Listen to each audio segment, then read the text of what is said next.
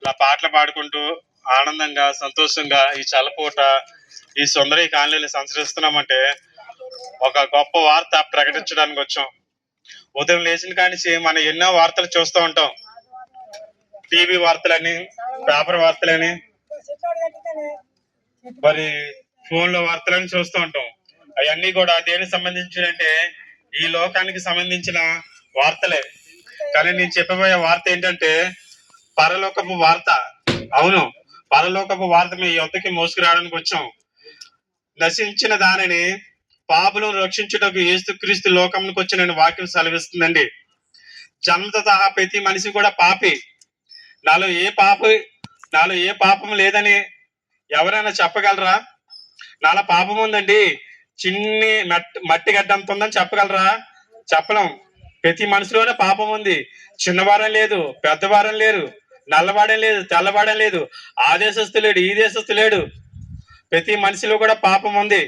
ఎవరైనా ఒక మంచి మనిషి చనిపోతే మనం ఏమంటాం అంటే అయ్యో పాపం, అన్యాయంగా చనిపోయాడే అని పాపం మాట వస్తుంది. అందుచేత మరి ఆ పాపం పోవడానికి, ఆ దోషం కొట్టివేసి మనకు నిత్యజీవం ఇవ్వడానికి, మనకు మోక్షం ఇవ్వడానికి, మనకు పరలోక పట్నం ఇవ్వడానికి యేసుక్రీస్తు ప్రభు వారు 2026 సంవత్సరానికి 2000 సంవత్సరాల క్రితం ఈ భూమికి మనిషి కుమారుడిగా వచ్చాడు. ఎందుకంటే మనిషిలాగా వస్తే, దేవుడి లాగా వస్తే కనుక మానవుడు చూడలేడు. అందుచేత ఆయన ఈ లోకానికి పాప శరీర ఆకారం ధరించుకొని మన పాపాలన్నీ కూడా తన మీద వేసుకున్నాడు. ఈ లోకానికి వచ్చి నీ కోసం, నా కోసం, సర్వ మానవాడి కోసం కూడా ఆ సిలువలో ఆ 3 మేకుల మధ్యన ఆ ప్రాణం మీద నీ కోసం, నా కోసం కూడా ప్రాణం పెట్టి రక్తం కార్చిన దేవుడు ప్రభువుని యేసుక్రీస్తు. అటు తర్వాత 3వ దినం ముచ్చించేటి తిరిగి లేచి ఆయన ఏమన్నాడంటే మీ పాపాలు క్షమించబడి నేనుండి స్థలంలో మీరు ఉండిలాగున మీ కొరకు స్థలం ఎటు సిద్ధం చేయుచున్నానని ఆయన ఆరోహణయుడు. కడుపులో ఉన్న శిశువుకండి 9 సంవత్సరాలు 9 నెలలు నిండినా కూడా లోపలి బయట ప్రపంచం తెలియదు. బయటకు వస్తానే కదా ఇది అమ్మ, ఇది నాన్న, ఇది ఆకాశం తెలియదు. ఈ భూమి మీద ఉన్నన్నాళ్ళు ఇదే లోకం అనుకుంటాం. కానీ మరణించిన తర్వాత ఇంకొక లోకం ఉంది, పరలోక రాజ్యం ఉంది. ఆ పరలోక రాజ్యానికి వెళ్ళాలంటే మనం ఏం చేయాలంటే మనం ఎక్కడనే సిద్ధపడాలి. ఒక ఊరు వెళ్ళాలంటే మనం ఏం చేస్తాం? ఎలా వెళ్ళిపోతాం? వెళ్ళాం, బట్టలే సిద్ధపడతాం. అవునా? అలాగే మన పరలోక రాజ్యం వెళ్ళాలంటే యేసు ప్రభును మన సొంత రక్షకుడుగా అంగీకరించారు. 240 దేశాల్లోనే యేసు ప్రభును తన రక్షకుడిగా అంగీకరిస్తున్నారు. ఎందుకంటే ఇందులో లేదు, అందులో ఉంది కాబట్టి ఆయన నమ్ముకున్నారు. ఆయన నమ్మి నష్టపోయారు, చెడిపోయారు, నాశనం అయిపోయారు అని ప్రపంచ చరిత్రలో ఎక్కడ లేదండి.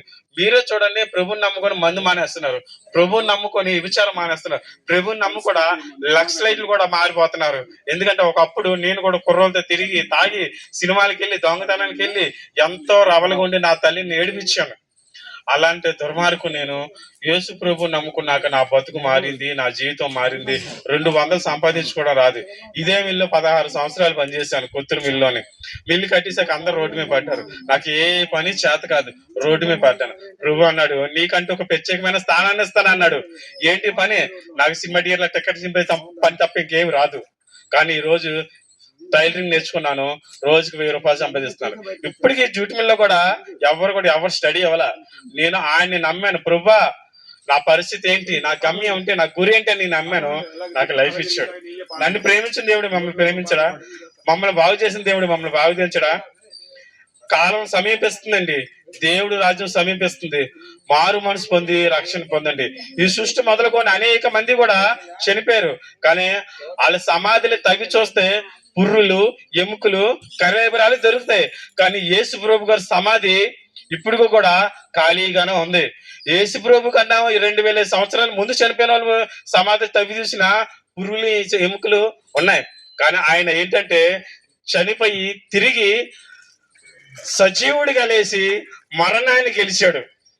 మేము నమ్మాము, మీరే నమ్మండి. నమ్మితేనే, నమ్మకుంటే ఏమో ఉండదండి. ప్రతి మనిషి కూడా నమ్మాలి, నమ్ముకుంటే ఏమున్నది. నేను నమ్మాను కాబట్టి నేను తెలుసుకున్నాను, నిజదేవుడు సత్యదేవుని తెలుసుకున్నాను. ఒకప్పుడు ఎన్నో శ్రమలు, ఎన్నో బాధలు అనుభవించిన బతుకులు మాయి.